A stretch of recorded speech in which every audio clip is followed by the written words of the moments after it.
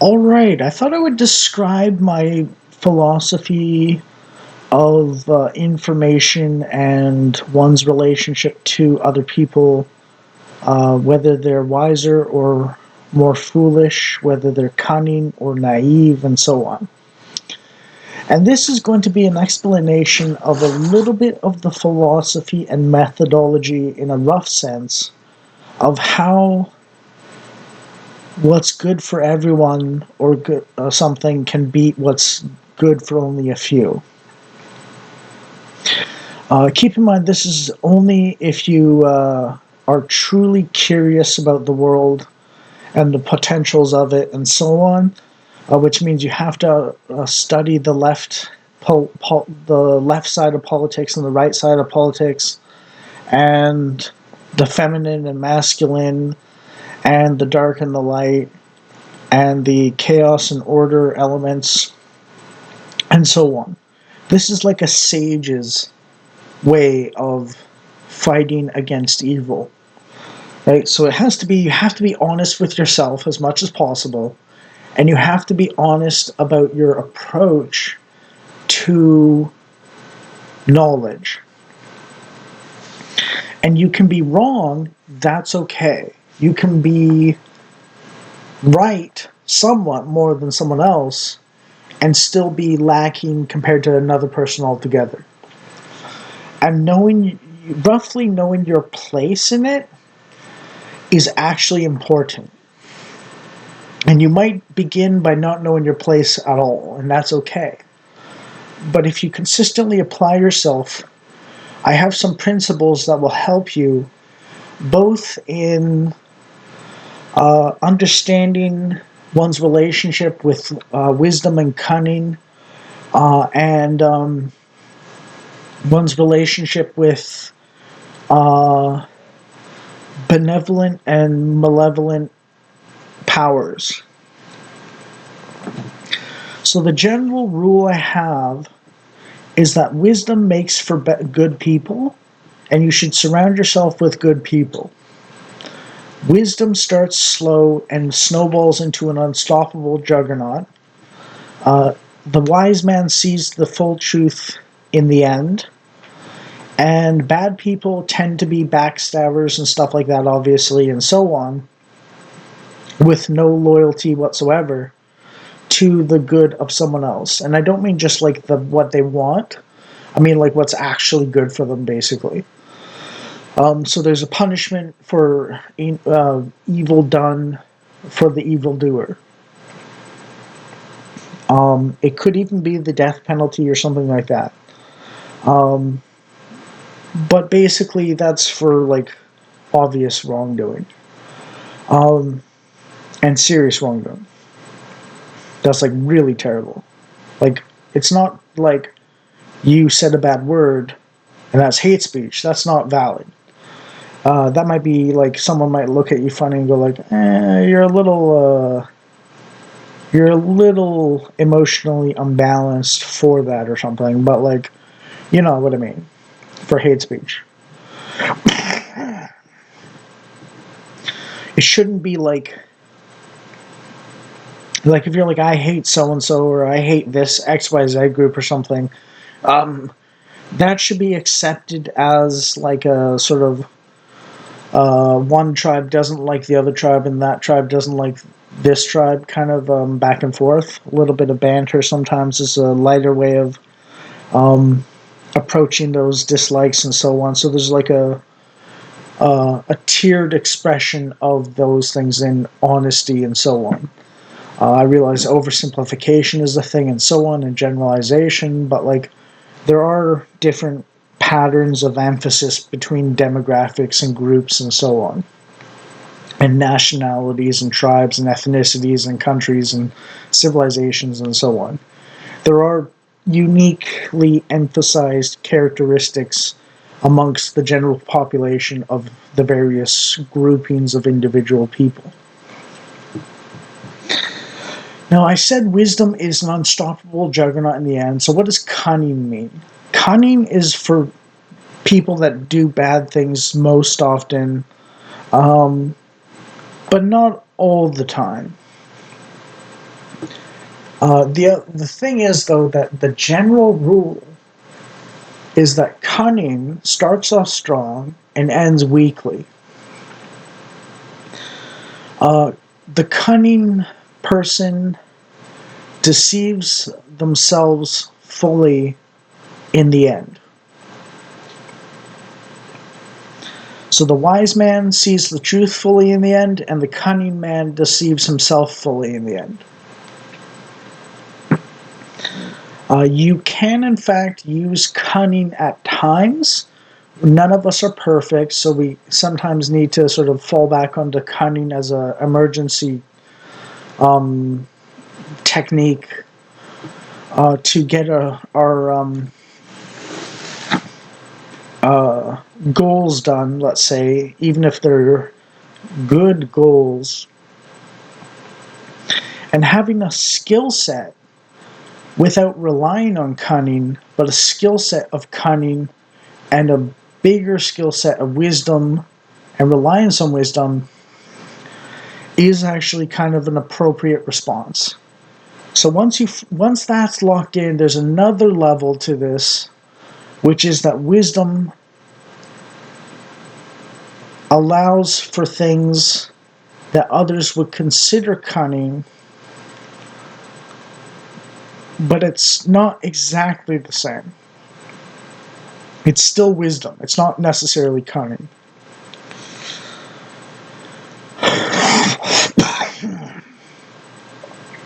It just acts like cunning in one or two situations once in a while. And an example of how wisdom can act like cunning without being cunning in the usual sense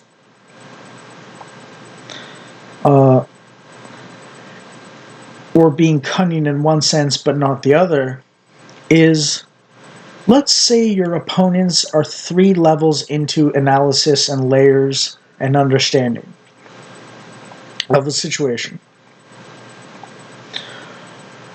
Or they're 1 layer ahead, 1 layer in. And your allies in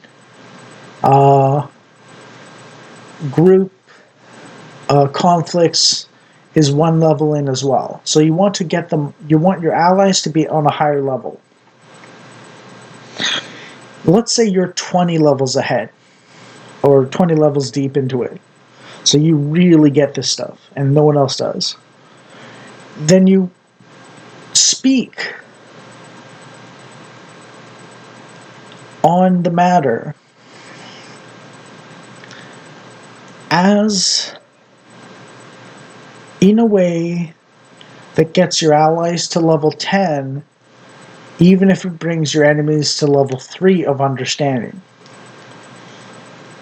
And the goal is that your allies at level 10 win through your influence, and then you elevate them the next 10 levels to your level. Or like the next 5 levels, so they're kind of like you, and they understand more, but also maybe they don't get quite to your level. Because that's possible if you're super, like if you're the wisest man ever, right? No one's going to match your level, basically. However, one of the things that wisdom shows us is that while we can be opposed to each other and enemies in some situations, or even a lot of situations, it is in fact better to make a friend of an enemy, a genuine friend, out of an old enemy. And this is the expanding layer, the expanding domain of good relations and good civilizations and so on. And this is one of the things I mentioned in my abstract tribes, abstracting tribal existence out to further and further outer dimensions of humanity and so on. Relationships. And what this means is, if you get your enemies to understanding level 3 and your allies to get an understanding level 10, and your allies win because they understand things better and they're in charge, then their next goal is to learn more up to your level or develop their own levels or something like that, um, in other fields than what you're good at, maybe, or maybe following your fields and developing their own fields a little bit too, in a way that integrates to a good society when they're in charge. And then the approach is that they in turn spread this information out so that there's like a spread of levels of understanding so that more people understand more.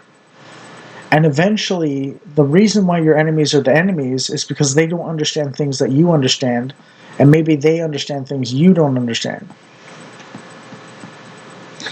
And the goal of the sage is to spread the information so that the people best suited to being in charge good and being good for people win the power games,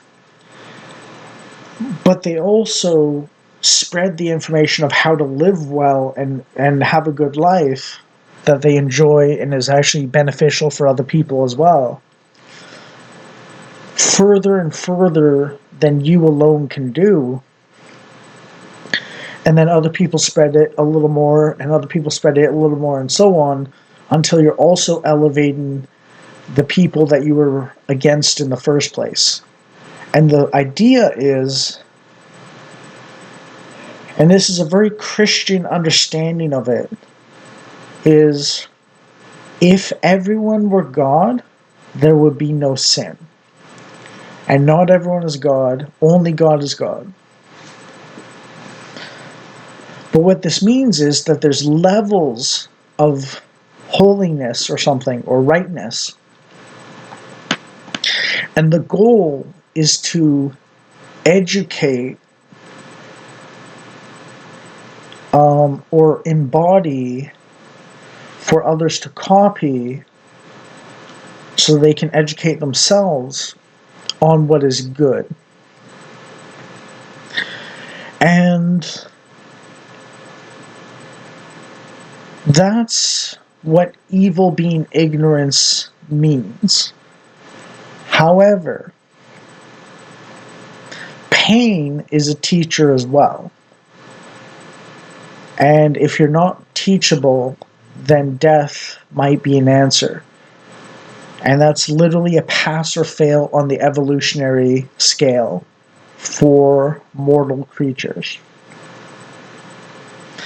So there's levels to this. And basically, it's educate people that you can educate as well as you can to live the good life. And the more people that are on higher levels of wisdom and not necessarily cunning, then the less bad people you will have, and the better off everyone will be. So this is not just a method, this is not just an outline of like really rough characteristics. This is a rough strategic map of how to approach as a sage or a knowledgeable person or wise person, the reasoning behind knowledge, evil being ignorance, and evil being a moral failing. And yes, pain is an educational teacher. And that's why they say suffering builds character, because pain is a very, you do bad thing, you get hurt, and it sucks and you don't like it, so you don't do it anymore. And educating people on the importance of being decent people, morally and so on, is actually important. But what the left gets wrong is the actual what's worse than what. What's worse compared to whatever else. Their value structure is very upside down and so on. Um, their value structure is not conducive to the majority of the population's well being compared to the right, at least at the moment. Um, However, they do have some lessons that are valuable. And the reason why I said cunning is sort of occasionally used in a way by wise people, and how wisdom itself can lead to cunning seeming actions while not being the use of cunning, is that in one sense, wisdom leads to increased ability to be cunning, but in another sense, wisdom is the opposite of cunning, where cunning is to be hidden and it's the knowledge is power, guard it wisely approach, and the sort of like secretive sorcerer who or cult leader kind of approach. And wisdom is the shared revelation, spread it around for the good of all mankind kind of thing. Um, and you can kind of meta game it where, like I said, you are level 20, you share level 10 with your allies, and you share level 3 with your enemies. And of course, your allies can use level 10 to outflank your enemies at level 3. Um, so they can learn from things, possibly if they're honest about things and honest with themselves and authentic people and so on. So you're giving them opportunities to learn, but you're also gambling that they're not very bright and they're kind of narcissistic and selfish and egotistical and sort of like willfully blind in order to win the power games. But if they learn the lessons because they're authentic, then they're not necessarily your actual enemy. So it's like a dual motion. It's like a sort of like, it's like a testing the waters kind of. If they learn, then you can be friends. If they don't learn, then your allies can beat them in power and get in power. And it's a specific type of approach, and it requires a certain degree of open honesty, but you might be just on a different level than your opponents. And your allies might be on a different level than your opponents and you, and like in between them and you. Or maybe you thought you had a higher level and it turns out your allies actually had some extra stuff or something like that.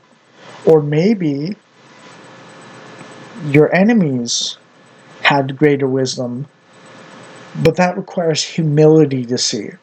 That's what it means to be willfully blind, to not learn from your enemies, to not learn from your allies, to not learn from your experiences with other people in as loving and just, which is the harsher element,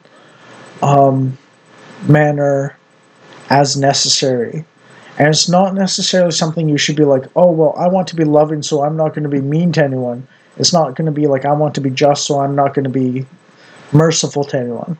It's like you have to pick, kind of like maybe think about and figure out the exact specific details of like when love means kindness and when love means justice.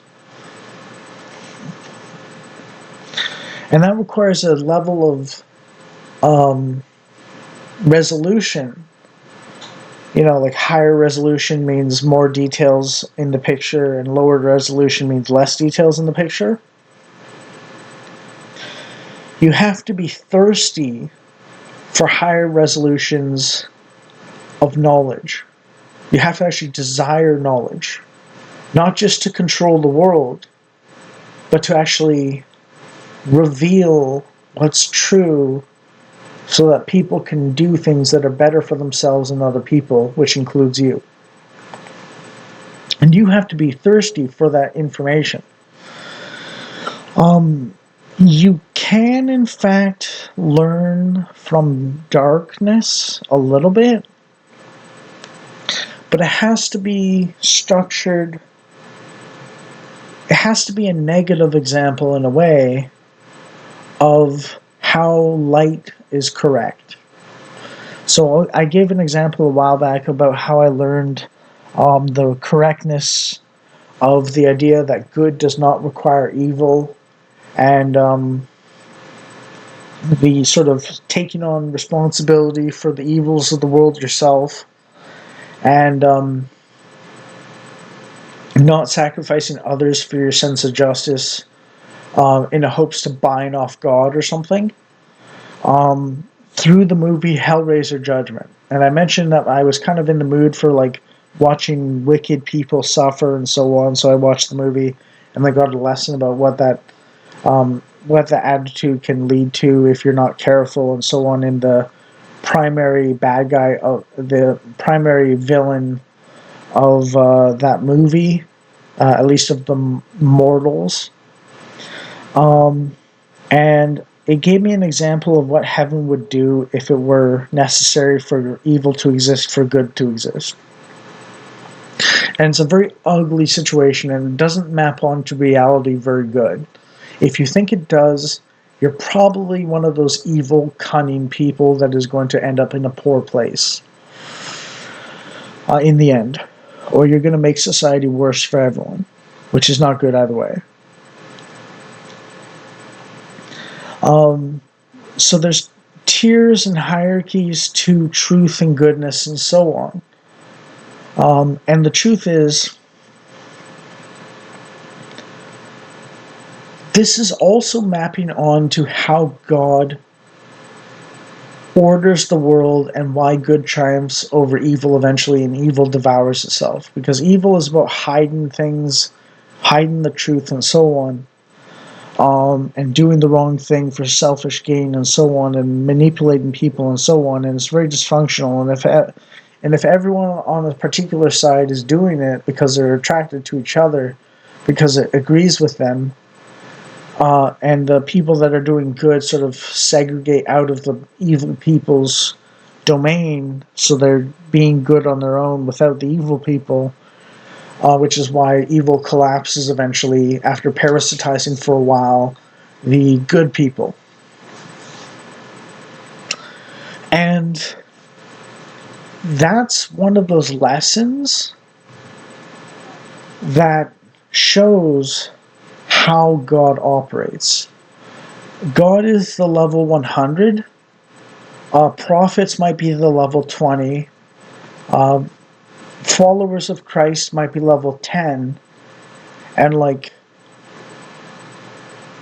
let's say absurdists of the Albert Camus variety are level 3, and like communists and socialists and democratic socialists and Muslims are like level 1, and Hindus too. And what happens is, it looks like cunning to them when they lose, but it's just wisdom to you when you're a higher level of understanding. And I'm not saying that knowing something and tricking someone else because they don't know it is inherently wisdom. I'm saying like wisdom can seem like cunning when someone else is willfully blind and you're giving them every opportunity openly to learn the truth on a higher level. However, cunning should not be called wisdom when you're like deliberately hiding or being cagey about telling the full truth to someone that you're not too friendly with, or even someone that you like but don't want to change in a way that disadvantages you because you like them only as the stunted little person that they are. So that's the dimensions of wisdom and cunning, and the relations and the flows and patterns and rhythms of these things. And that's literally the summation of knowledge and our relationship to each other with it, and the good, and what's good for more people and what's bad for more people, and how good can triumph over evil, and the pattern of that. Even if cunning seems stronger because it is initially, but it leads to bad habits that lead to you to collapse from the inside. And wisdom starts small, but it becomes unstoppable because it's rock solid all the way through that you develop. So you might start small, but you grow and it's rock solid, or it's as solid as steel. And cunning is like bread, like it's full of holes and like weak and like you can pierce it and so on, but it starts bigger and shrinks.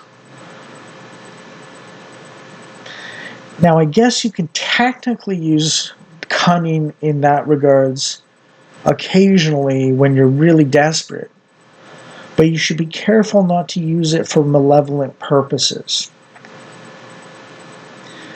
And most people generally understand when they're being hostile to someone and so on.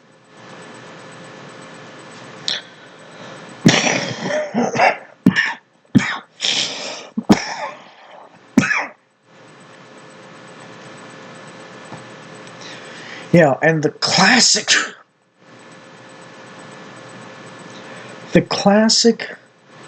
excuse for cunning malevolence is I love everyone except these people and so on. Nobody loves everyone. Cut it out, drop the act, acknowledge who you like and dislike honestly, and don't just claim to be the arbiter of everything good and holy. You know, I'm God's spokesman for the world. I love everyone except those people. You know, it's like bullshit. God loves everyone. You and I don't. Just acknowledge openly, just accept, but also try not to generally be extreme in your contempt for people that do moderately bad things.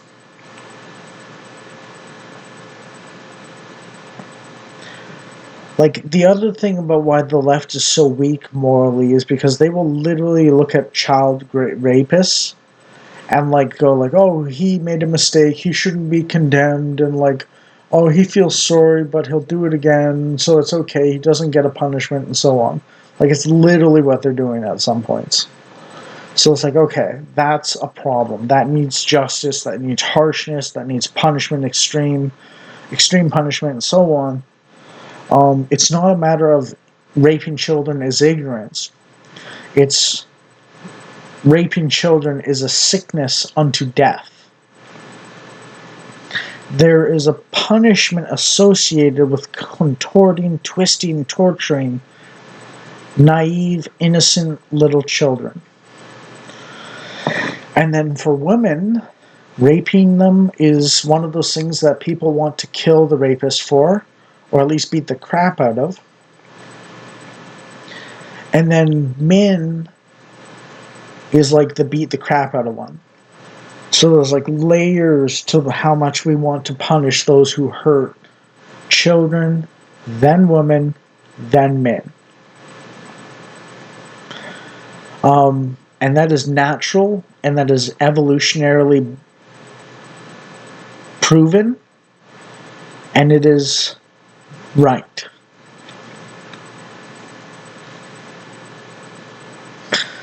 So,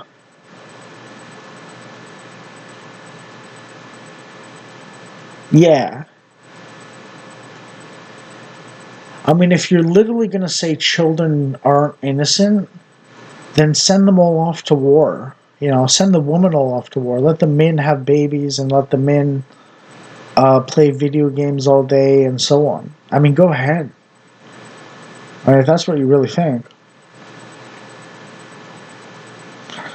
Now, I'm not saying men have to like do all the tough work and never relax and so on, but like, you know what I mean? Like if you're really gonna be extreme and opposite to the basic foundation, then really commit to it, or just shut the hell up. And honestly, shut the hell up if you're gonna do it for real. Anyways, because you're an idiot. Yeah.